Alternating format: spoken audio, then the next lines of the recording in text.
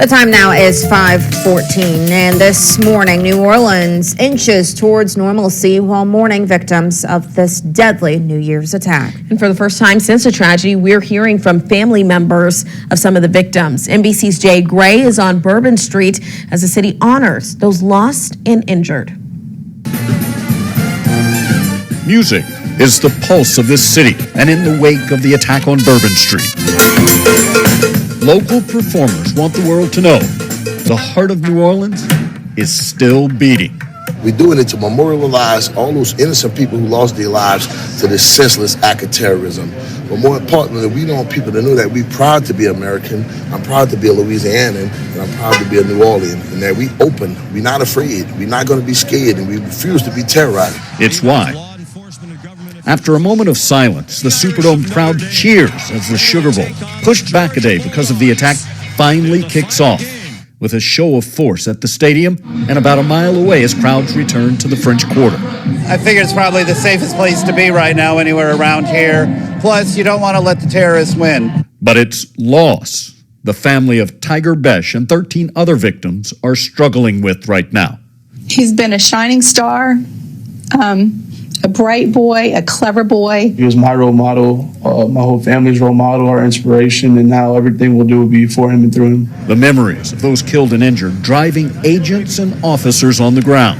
There's an unprecedented amount of law enforcement resources that are being utilized to close out and to hunt down and to finalize this investigation. An investigation that, like the healing here, is going to take some time. Jay Gray, NBC News, New Orleans. This is a tribute to the victims in the New Orleans attack incident. This is being reported on Daily News. New Orleans terror attack victims include 3 with New York area ties. At least 3 people with New York area connections were among the victims of the suspected terror attack in New Orleans on New Year's. Family members and others confirmed throughout the day on Thursday. Matthew Tenedorio, 27, was born and raised in Mineola, New York. His family told News 12 Long Island. Tiger Besh, a 27-year-old former Princeton University star from Lafayette, Louisiana, worked at Seaport Global in New York City as a junior bonds trader in cybersecurity, CBS News reported. Billy DiMaggio, 25, graduated from high school in New Jersey and was a New York-based account executive for media company Odyssey.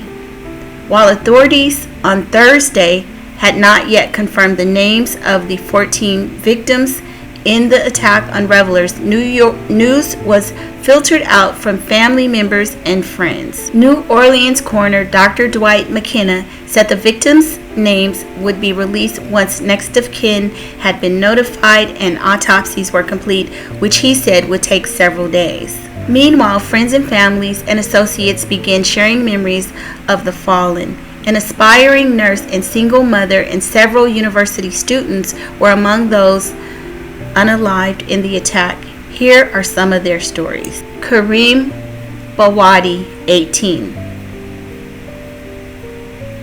The college freshman had just wrapped up his first semester at the University of Alabama after graduating in 2024 from the private Episcopal School of Baton Rouge, his family confirmed to WAFB.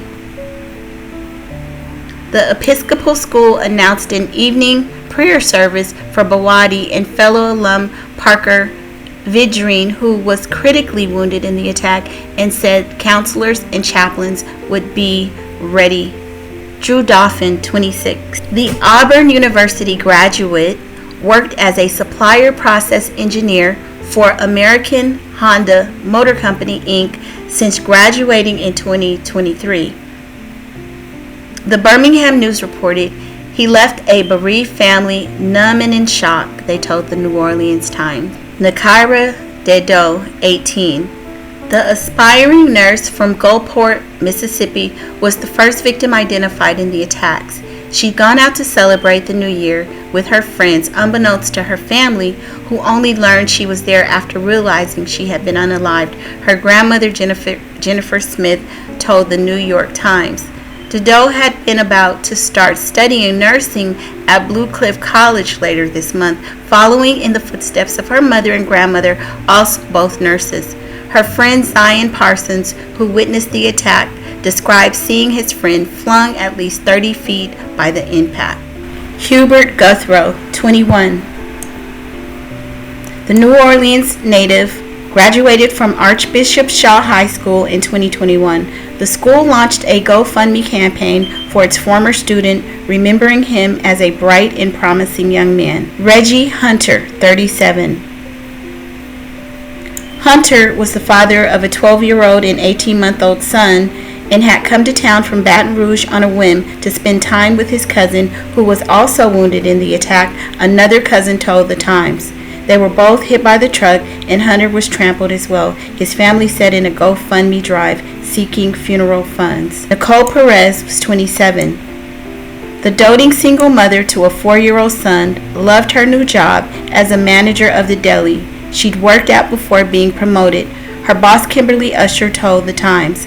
Usher started a GoFundMe for her beautiful friend and employee, seeking funds for burial expenses and to help Perez's son transition into a new living situation. Our condolences go out to all of the families that were impacted in this tragic incident. Please leave a comment of love and support for the families. Thank you, and I'll see you on the next video.